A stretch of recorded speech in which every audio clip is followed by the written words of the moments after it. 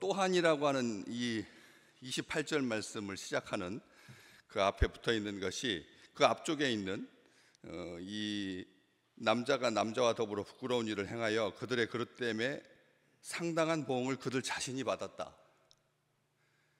자기들만 딱 하나님께서 그 범죄자만 마치 표적을 향하는 것처럼 관역을 마치는 것처럼 옛날에는 소돔과 고모라에 하나님께서 그 범죄로 말미암아 심판하실 때 그 성과 들과 그 성 안에 있는 모든 백성까지 다 그냥 싹 전체 그 마을 소돔과 고모라에 우리가 가만히 한번 생각해 보십시오. 한 명은 그래서 아브라함의 조카 롯하고 그 다음에 그 아내하고 그리고 두 딸 그리고 천사들이 원했던 것은 그 사위들도 같이 포함해 가지고 6명이 그래도 구원받을 수 있는 그런 자격이 있었는데 의인 한 사람만 찾아도 하나님께서는 악인 1000명과 함께 10,000명과 함께 멸하시지 않는데 하나님께서 그걸 빼내고 그리고 소돔과 고모라를 완전히 다 멸망시키셔서 고고학적 관심이 굉장히 높죠. 실제인가 이게 실제인가 해가지고 지금 사회의 밑인가 뭐 다른 곳인가 완전히 뭐 확인할 수 없을 만큼 그렇게 진멸 하나님께서 하셨는데 이 신약 성경에서 바울이 로마 교회에 편지하면서는 하나님께서 그렇게 부끄러운 일을 행한 그들에게 하나님께서 심판하신다 이렇게 되어 있거든요. 그런데 그것으로 끝나지 않는다는 겁니다. 또한이라고 하는 그 말은 그들에 대한 그 심판에 대해서 더 자세하게 이제 설명을 하고 있는 것을 보게 되는데 그들이 마음에 하나님 두기를 싫어한다 이렇게 돼 있죠. 마음에 하나님 두기를 싫어한다. 이게 무슨 심판인가? 마음에 하나님 두기를 싫어하는 것은 뭐 이 시대의 흐름인가? 아니면 앞으로 점점 완악해져 가가지고 신하고는 상관없이 살게 될 인류의 미래인가? 그렇잖아요. 그 범죄한 사람들이 그들이 마음에 하나님 두기를 싫어한다라고 하니까 이건 심판이 아닌 것 같고 그냥 어떤 상황을 설명하는 것 같은데 이 마음에 하나님을 두기를 싫어함으로 말미암아 하나님께서 내버려 두신다. 또 그 말씀을 하고 있거든요. 그 상실한 마음대로 내버려 두신다고 하나님께서 내버려 두신다. 그렇게 말씀을 하면서 이제 쭉 31절까지 21가지의 이 범죄, 인류의 모든 것을 다 담는 거죠. 인류의 모든 하나님을 떠나고 하나님을 마음에 두기 싫어하고 썩어지지 아니할 하나님의 영광을 썩어질 영광으로 바꾸고 우상으로 바꾸고 하나님의 진리를 거짓 것으로 바꾸고 이렇게 하면 하나님께서 내버려 두시는데 이 24절에 있는 것처럼 더러움에 내버려 두시고 26절에 있는 것처럼 부끄러운 욕심에 내버려 두시고 마지막 28절에 그 상실한 마음대로 내버려 두신다. 이 세 가지 내버려 두신다, 내버려 두신다, 유기하신다, 그냥 가만히 두신다 하나님께서. 그러면서 마음에 하나님 두기를 싫어한다라고 하는 말에 각주가 붙어 있는 것을 보게 됩니다. 밑에 보시면 그 마음이라고 하는 것을 지식에라고 하는 표현으로 마음에라고 하는 말과 이 지식에라고 하는 말, 마음과 지식을 혼용하고 동일시하고 있다라고 하는 것을 알 수 있죠. 우리가 생각할 때 우리는 지식은 머리 쪽이고 마음은 심장 쪽이다 이렇게 생각하기 쉬운데 이 두 가지가 인간의 근본이고 중심인 거죠.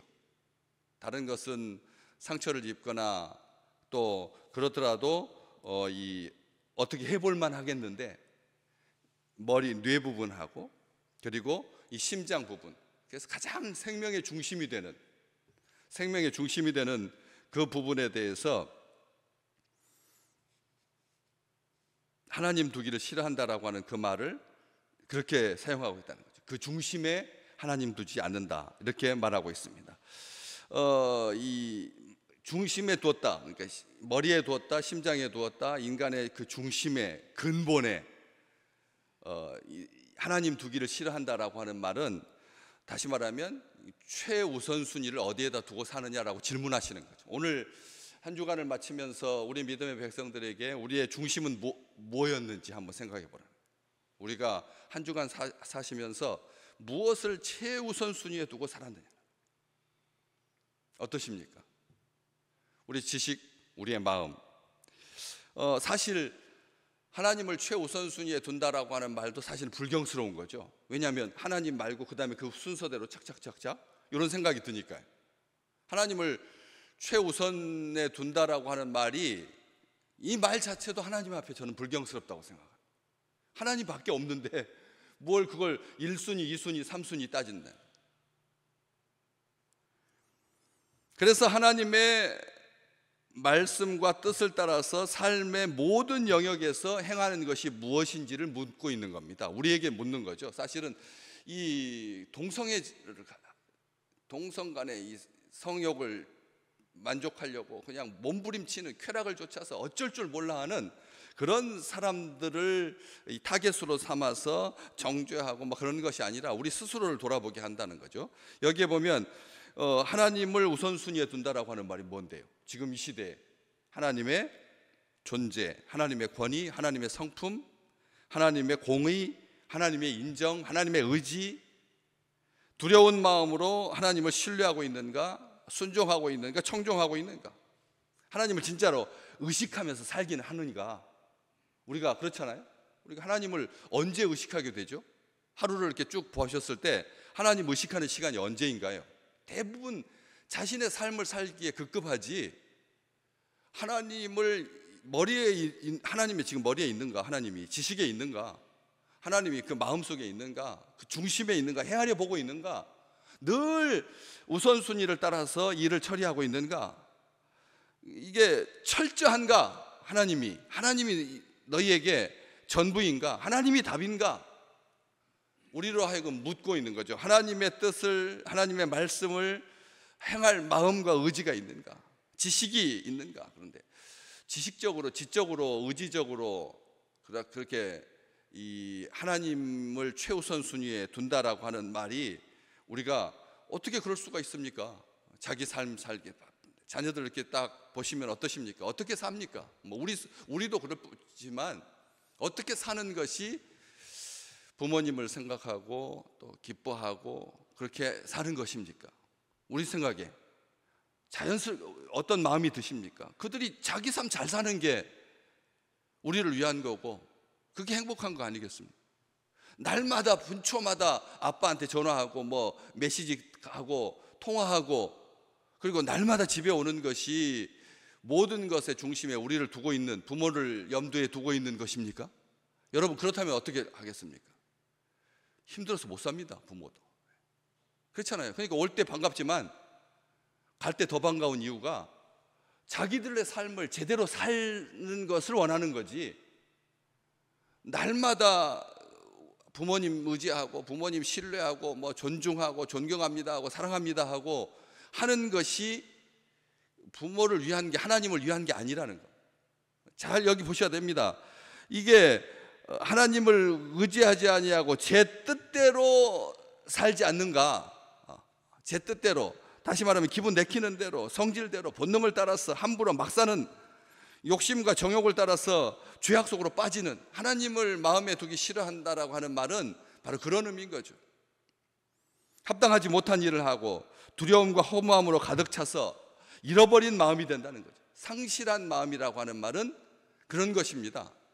하나님을 마음에 두기 싫어하면 우리 생각에, 그러면 아주 자존적이고 자립적이고 독립적이고 창조적이고, 그리고 굉장히 다른 사람들을 생각하고 화평하고 따뜻하고 조화롭고 그런 삶을 살 것 같잖아요. 하나님만 빠지면 얼마나 자유롭겠습니까? 어렸을 때, 아직 미숙했을 때 목적이 뭐였습니까?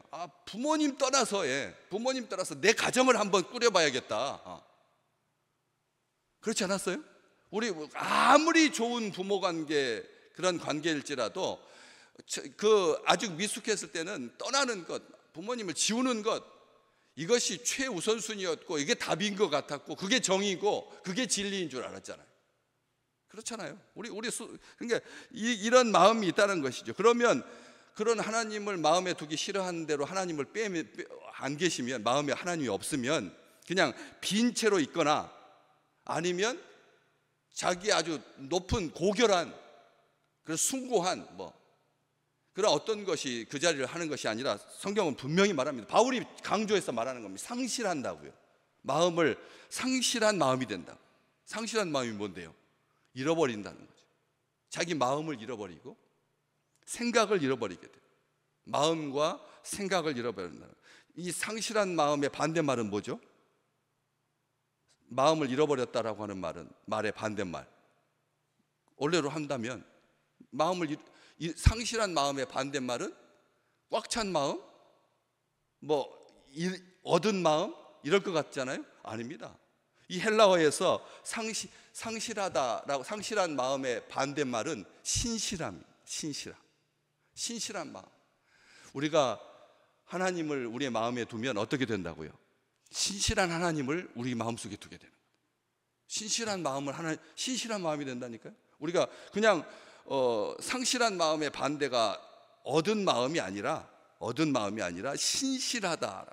얼마나 더 우리 하나님을 마음에 둔다라고 하는 것이 복 중의 복이고 최고의 선입니다. 우리는 이걸 기억하셔야 됩니다. 하나님을 생각에서 지우고 마음에서 지우면 그냥 빈 채로 있는 것이 아니라 신실함의 반대말 악해지는 거죠.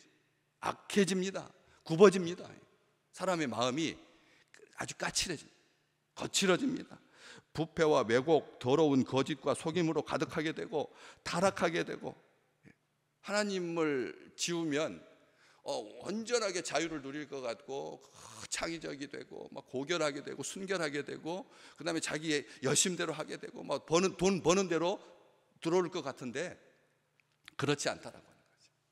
남을 배려하고 생각하고 사랑하고 돌보고 아끼고 자비와 긍휼의 마음으로 순수하게 깨끗하게 아름답게 살 것 같습니다. 하나님을 지우면 다들 그 생각하는 거예요. 과학자들도 그러고, 하나님 도대체 인류를 이렇게 못 살게 구는 주일날도 못 움직이고 이것은 안 되고 해가지고 313가지를 613가지를 하지 말라고 하는 이런 신이 다 있나 해가지고 하나님 빼면 그냥 그렇게 자기들이 원하는 대로 자기들이 좋은 대로, 자기들이 편한 대로 살 것 같은데 그렇지 않다라고. 이 마음을 잃어버리게 되면 어떻게 됩니까? 사탄에 사로잡히게 된다는 거죠. 마음을 잃어버리면, 지식에서 하나님이 떠나면 그 자리는 악한 영이 주관하는 거예요. 사로잡히는 겁니다. 그래서 상실한 마음이라고 하는 말은 사탄의 마음인 거. 이 세상에서 가장 빈정상에 있는 마음이 상실된, 마음이 없는 겁니다. 그러니까 어떻게 합니까? 제멋대로 하는 거죠. 마음이 없으니까, 생각이 없으니까 제멋대로 하는 거예요. 그래서 그런 마음, 하나님께서 우리 중심에 계실 때 어떻게 되나요? 그러면 어떠한 편견이나 부정한, 왜곡된, 굽어진 마음이 금방 없어집니다. 아멘. 하나님이 우리 중심에 계시고 우리 생각 가운데 계시고, 내가 너희 가운데 있겠다. 우리 주님께서 약속해 주셨잖아요. 내가 너희 가운데 있겠다. 너희 마음에, 너희 생각에, 너희 교회에 우리 주님께서 계시면 긍정적이 된다는 거죠. 그 중심에 하나님이 계셔서 온전한 마음이 된다. 상실한 마음의 반대는 뭐라고요? 신실한 마음, 온전한 마음이 한 마음인 겁니다. 하나님만을 섬기게 되고, 그래서 즐거워하게 되고 행복하게 되고 만족하게 되고 사랑으로 충만하게 되고 순종하게 되고 공감하게 되고요. 마음이 하나님이 계시면 그때부터는 소통하게 되고 공감하게 되고 청종하게 되고 허물을 덮어주게 됩니다. 하나님 떠나면 우리 생각에는 다 오냐 할 것 같은데도, 생각에서 하나님이 사라지면 그때부터는 아주 거칠어지면서 이해하지 못하는 거죠. 용서하지 못합니다. 마음의 중심에 하나님이 계신다라고 하는 것, 이것보다 더 행복한 일이 어디가 있겠습니까? 내 의지로 내 중심을 삼는다면 몇 분이나 버틸 수 있겠습니까? 얼마만큼 갈 수 있겠습니까? 우리 주님께서, 우리 주님의 말씀이 기준이 되어서, 그래서 시편 119편 11절 말씀, 이번에 우리 청지기 훈련 119편 176절을 외우는 겁니다.